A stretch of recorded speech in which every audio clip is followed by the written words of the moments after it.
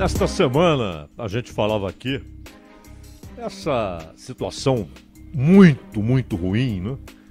Para trabalhadores, para gente que está desesperada aí procurando emprego, para quem está com emprego difícil de ser mantido, risco de demissão, para os milhões de desempregados, há muito tempo desempregados, para comerciantes, para industriais.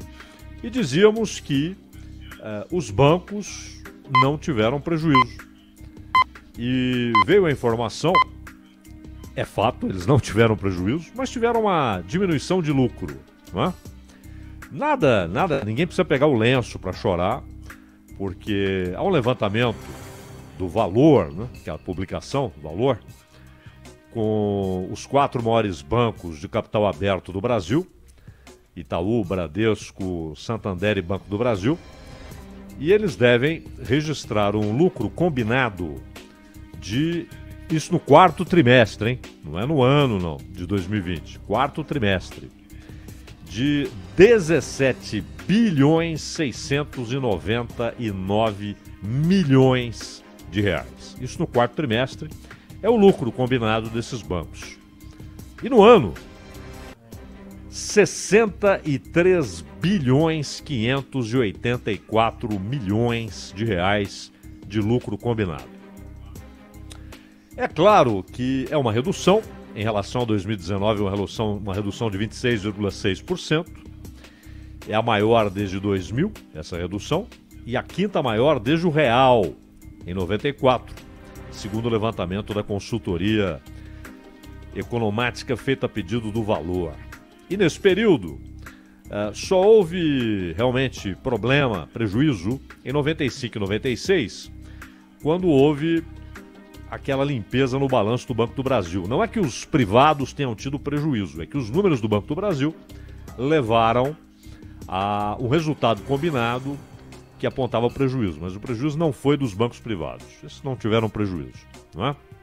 Mas o importante é o seguinte, houve uma redução, muito bem, mas como é que num ano como foi 2020, e começa 21, com quebradeira, falência, demissões em diversos setores, como é que os bancos, esses bancos, só eles tiveram um ganho combinado de lucro, hein? Lucro. Não é ganho bruto, não, lucro, depois de pagas as despesas, de 63 bilhões 584 milhões de reais. Porque banco não produz diretamente, claro, não produz parafuso, não produz alface, não produz arroz, não produz máquinas. O banco, na verdade, ele trabalha com aquilo que a sociedade produz. Quando os bancos foram concebidos, eles são antigos, hein? A família Médici, aquela que mereceu a dedicação na obra de Maquiavel, quando ele escreve O Príncipe, não é? Maquiavel, inclusive, um pouco antes teve problemas sérios ali com a família Médici, que governava Firenze. Houve uma tentativa, um golpe, na verdade, um pouco antes, etc. Ele teria apoiado, caiu em desgraça. E aí ele vai restaurando a sua relação com a família Médici, inclusive escrevendo aquele livro que tinha O Príncipe, que tinha também como objetivo melhorar suas relações com a família que voltou a mandar em Firenze. Família importante, teve inclusive Papa, né? Mas o fato é que a família Médici, inclusive, tinha um banco que era uma potência europeia.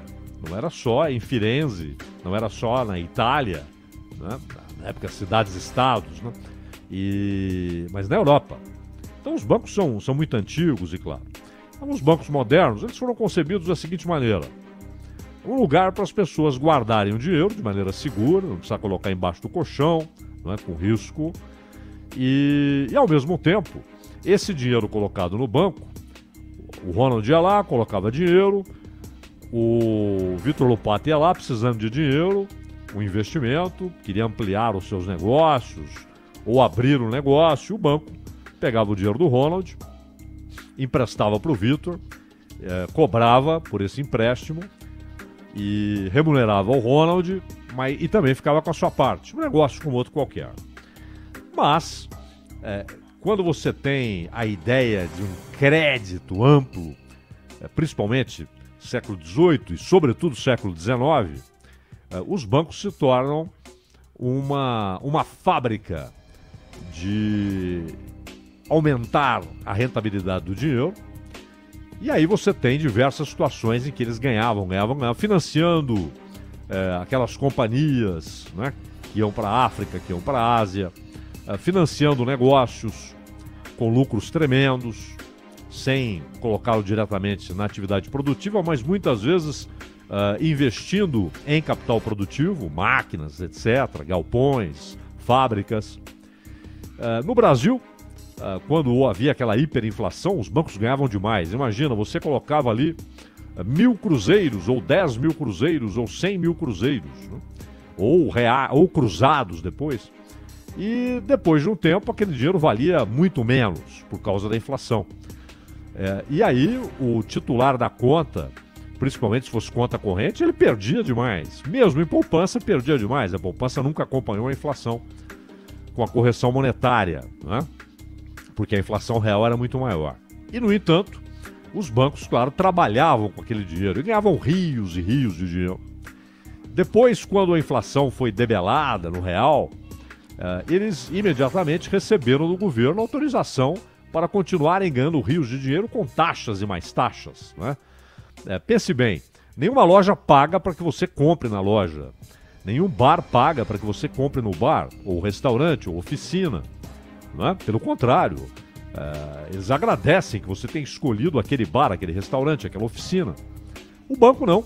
O banco ele cobra para que você deixe lá o seu dinheiro. Você tem uma taxa. E ele vai ganhar dinheiro com o seu dinheiro, mas cobra uma taxa porque você deixa o dinheiro lá. Não é bacana? Então, os lucros são extraordinários, vão se multiplicando. E hoje no Brasil, inclusive a própria legislação, a relação dos trabalhadores com a empresa, etc., todo mundo tem uma relação com o banco, né? Antigamente o sujeito recebia o salário ali na boca do caixa da própria empresa, quando muito em cheque, às vezes em dinheiro. Isso acabou, né? Hoje é um depósito numa conta. Todo mundo, ou quase todo mundo, tem lá a sua conta bancária, seja poupança, seja o que for. E os bancos, inclusive com juros estratosféricos quando emprestam, e as pessoas desesperadas muitas vezes precisam daquele empréstimo via cheque especial e outro tipo de empréstimo. O fato é que há muitos caminhos que levam os bancos a faturamentos estratosféricos, né? Juros indecentes, que estão desconectados da Selic, ou seja, do próprio empréstimo interbancário. E, ao mesmo tempo, os bancos, claro, se tornam grandes investidores, inclusive em títulos do governo. São credores do governo. Quando houve aquela mudança no chamado, eles gostam de falar em perfil da dívida, de dívida externa gigantesca que o Brasil tinha, e ela passou a ser dívida interna. Hoje o Brasil tem sim dívida externa, mas muito menor, porque ele internalizou a dívida, e os bancos se tornaram os grandes credores, né, de papéis do governo. Então, são vários os caminhos para que os bancos, ao fim, ganhem muito dinheiro. Chegou a um ponto em que há uma desvinculação da economia real, né, da economia produtiva, do sujeito que fabrica máquinas, que fabrica carros, que fabrica parafuso, do sujeito que produz arroz, que produz leite, que produz carne, que produz feijão, que produz tomate, que produz manga, que produz melancia. Enfim, quem produz, ele, muitas vezes, você tem uma crise nos setores produtivos, e desemprego, e gente perdendo emprego, etc. No entanto, os bancos seguem tendo lucros extraordinários. Então,